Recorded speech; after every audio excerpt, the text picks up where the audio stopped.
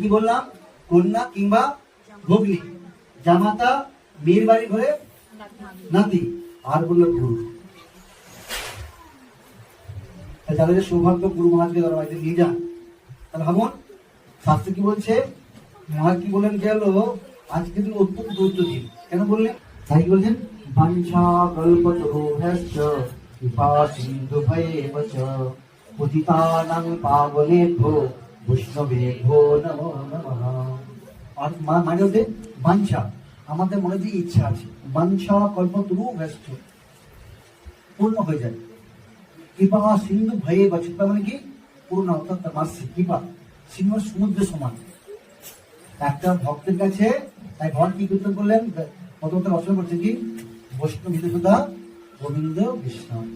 তাই বললো ভগবান কোথায় থাকে, ভক্তের হৃদয়ে।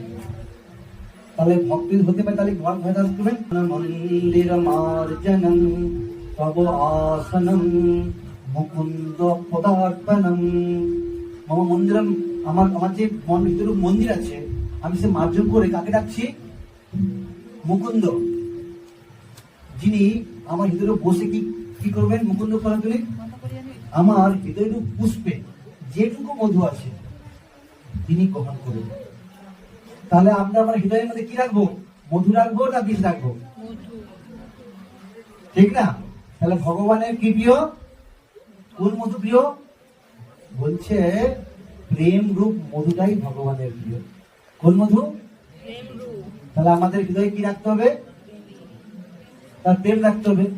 তার ঈশ্বর আমাদের কার সঙ্গে হিংসা যাবে না, যাবে কি? তাই শাস্ত্র কি বলছে, হিংসা করলে কি হয়, আমাদেরই ক্ষতি হয়। যেমন আমি আগে একটা খবর বলছিলাম, মনে নেই, আবার বলছি, হিংসা থেকে সাবধান। আমরা মনে করি ওর দুটো বাড়ি হয়ে গেল, আমার কিছু হলো না, আমার আরো বেশি ব্যবসা করতে হবে, আমরা অনেক প্রকাশ করি এবং কি মনে মনে ঈর্ষান্বিত হই। দেখবেন সাধারণত মায়েরা হয়, এটা মনে করবেন, এটা আমার কোনো শাস্ত্রের কথা। দেখবেন এই পাশের বাড়ির কোনো দিদি একটা বা কেউ একটা হয়, এই ভালো শাড়ি কিনেছে পূজাতে না, বুঝলেন ওদের বাড়ির বউটা কিনেছে, তুমি দিতে পারবে না। বলেন হরে কৃষ্ণ, বলেন কি বলেন না, জোরকে বলুন হ্যাঁ কি মানা। মনের কথা বলছি না, আপনার বাইরের কথা বলছি, ঠিক না? তাই কি বলছে, কি বলছে শাস্ত্র, কি বলছে, প্রতিব্রতা নারীর আভূষণ কি, পতি সেবা। ভক্তি করার প্রয়োজন নেই।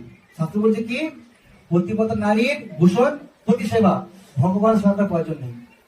বলছি প্রভু